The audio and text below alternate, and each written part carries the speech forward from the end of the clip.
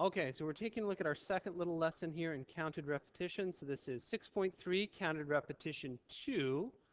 Download this little file here, countedrepetition2.t, and then we want to open it up in Turing. And there's a whole bunch of stuff already in here already.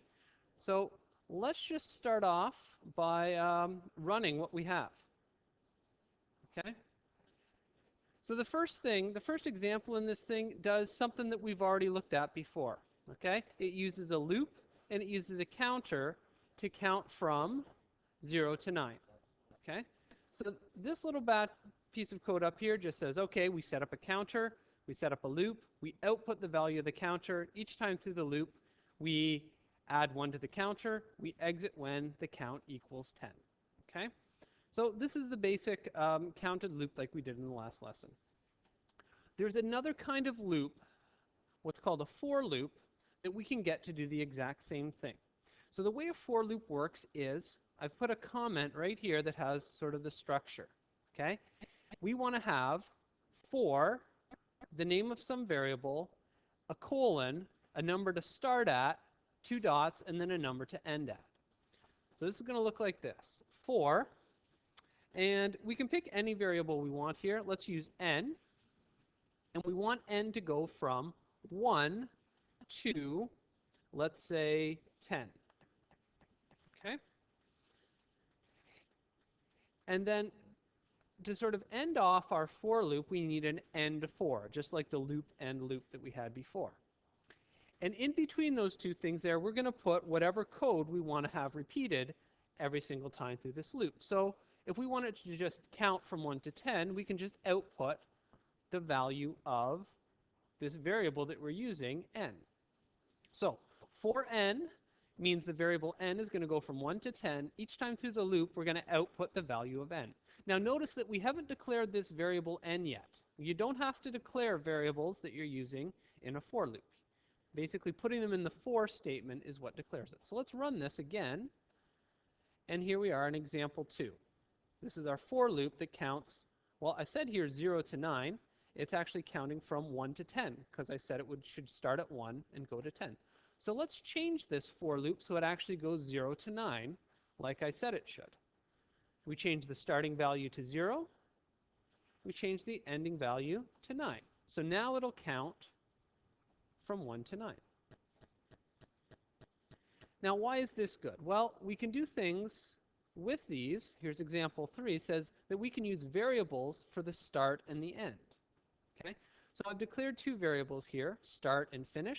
I've set start equal to 0, and I've set finish equal to 9. So those are the values that I've stored in those variables. Let's create a for loop. So for n, colon, we want it to start at our start number and count until it gets to our finish number. N for. And what do we want it to do each time? Well, same thing, put n. Okay. Run this again, does the exact same thing. Okay. Example 3 uses variables for start and end. Okay. Counts from 0 to 9. Now, example 4 here, we're going to get it to count backwards. So let's just look at what we're going to do here. So let's say instead of going from 1 to 10, we want to go from 10 down to 1. So let's do our for loop. For n, colon, we want it to start at 10 and go to 1. And 4. And there's one little trick if we want it to count backwards. We have to add an extra word in here to our for statement. The word decreasing. So to let it know it's supposed to be going down every time. So for decreasing n, start at 10 and go to 1. And put n. We run that. We scroll down here to example 4, 10, 9, 8, 7, 6, 5, 4, 3, 2, 1. Okay? We can also have it count by numbers other than by 2's. Okay? So let's say we want it to count output every other number from 1 to 20. Let's have our for loop. n is going to go from 1 up to 20, and 4. Again, we're going to output n every time through the loop. But if we wanted to count by 2s, at the end of that for line, we're just going to put by 2. So it's going to count from 1 to 20 by 2s. And here we scroll down.